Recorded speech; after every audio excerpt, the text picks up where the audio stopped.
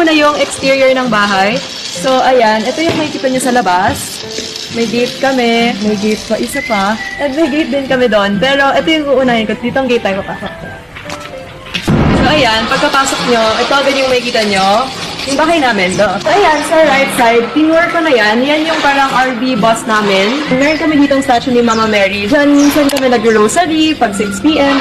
Flow dyan ng water, di ba? Pero naka-off yung kuryente. Kasi ata. So, sa right side, makikita niyo yung pool area. Yan yung mga stairs. May lumalabas din dyan na tubig. Tapos, ayan, may TV dapat dyan. Pero, I don't know kung nasa na yung TV. So, here naman, may sauna area kami. So, pwede after gym, nag-sauna kami para mapawisan. So, less kilograms. Dito naman, meron kami jacuzzi area. Nandito na yung gym. Ang laging gumagamit niyan, si Daddy lang. Here's our gym.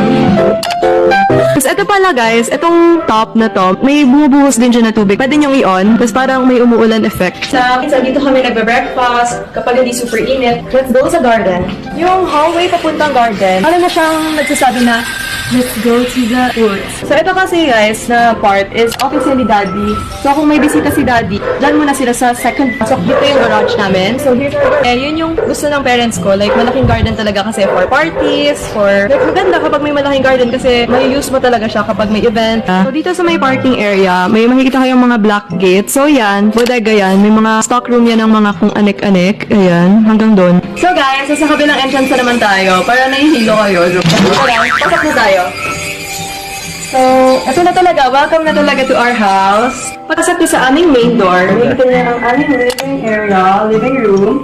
So, ayan, makikita nyo, may mga figurine. So, ito, binili pa ito sa Greece. Sobrang ting.